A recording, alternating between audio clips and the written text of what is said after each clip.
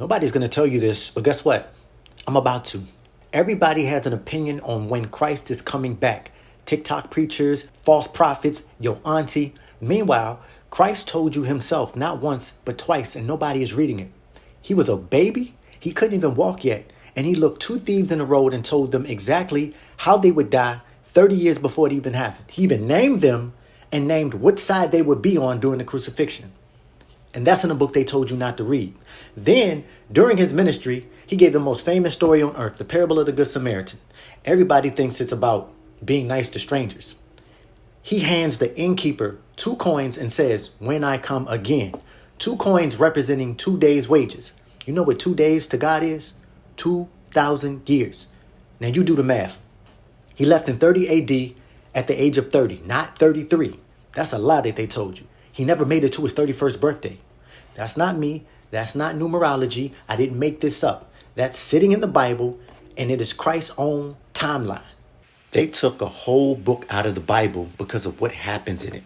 But today, we're putting it back.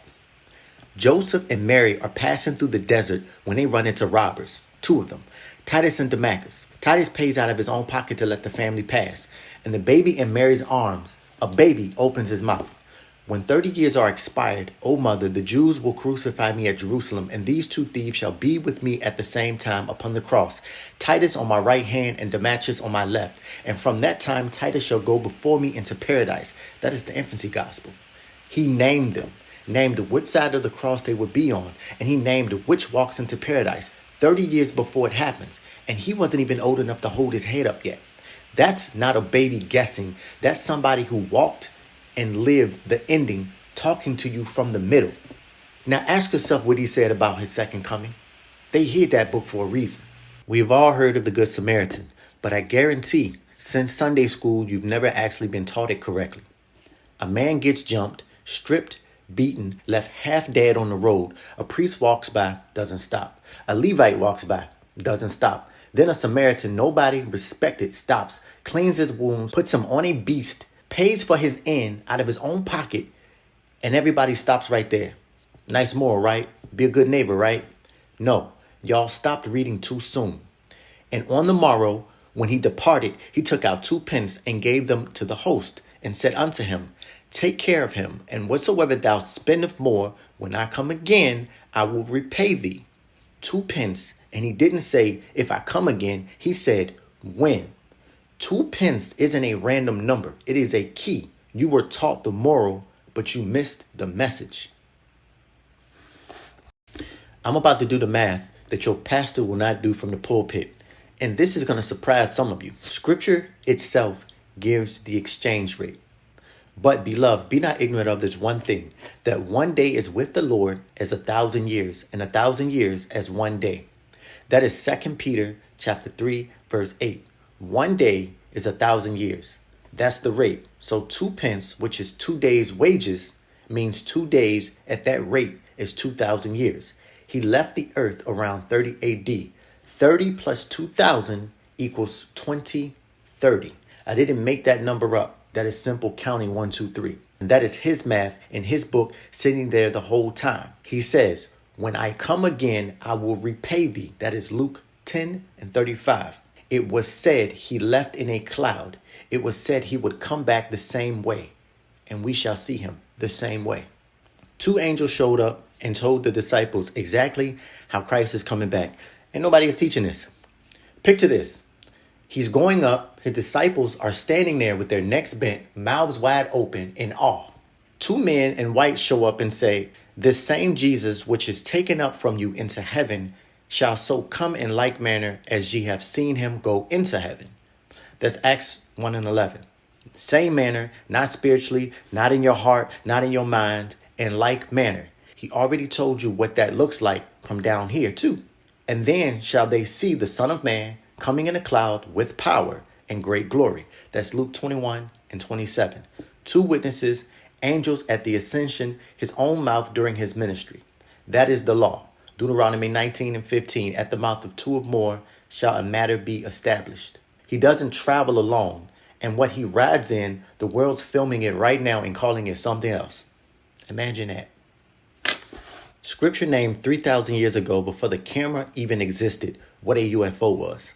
Elijah didn't die. Look at what came for him. There appeared chariots of fire and horses of fire and parted them both asunder. And Elijah went up by a whirlwind into heaven. That is 2 Kings 2:11. Elijah's servant couldn't even see it at first. He had to have his eyes open. The Lord opened the eyes of the young man, and he saw. And behold, the mountain was full of horses and chariots of fire round about Elijah. That's 2 Kings 6:17. A whole mountain full of them, sitting there the whole time, invisible until he was allowed to see it. The chariots of God are 20,000, even thousands of angels. The Lord is among them. That's Psalm 68:17. 20,000, that is a fleet. One of them is described in more detail than anything else in the entire Bible. That's part 6. This next one is going to read like an engineering report.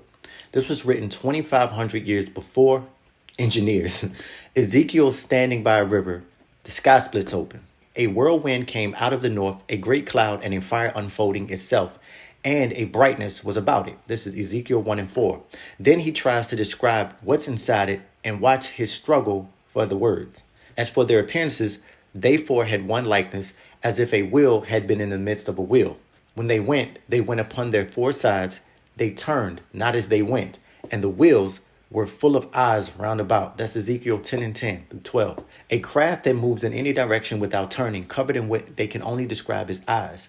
They had no words for what they were looking at, so he only could use the vocabulary that he had. Psalms 104:3 tells you what it hides behind. Who make up the clouds his chariots? The clouds, not the vehicle. The clouds is the cover. So, the same cloud that took Christ up is the same cloud that he will be coming back in. Check for part 7. Let me show you why 2030 isn't a guess. So from creation to the flood is 8,000 years. In the book of Jasher, it gives the warning at the year of 7,874, 126 years out, and it landed exact the day that Methuselah died. The flood to the first coming is 3,500 more years, and it landed exact. So you had the first coming to 30 AD to now. 2,000 years of provision for a man left half dead and placed in an inn. When I come again, I will repay thee. That's Luke 10:35. 30 AD plus 2,000 years is 2030. That is not a guess. If you made it to the end of this series, I have a special message for you. It is now 2026, and in another week or so, we will enter into the 1,335 days talked about in the book of Daniel. So my message to you is, look up and lift your heads, for your redemption draweth nigh. That is Luke 21:28. You think he's going to miss his own appointment? God never misses, and he is not a man that he should lie. He named the 2 thieves before he could even walk. If he says that he's going to return, trust and believe he is going to return, and that return date is 2030. Keep his commandments. Endure to the end. If you are interested in the full breakdown of the return code or any other breakdowns that we've done, you can head over to ttotc.online or click the link in the bio for more.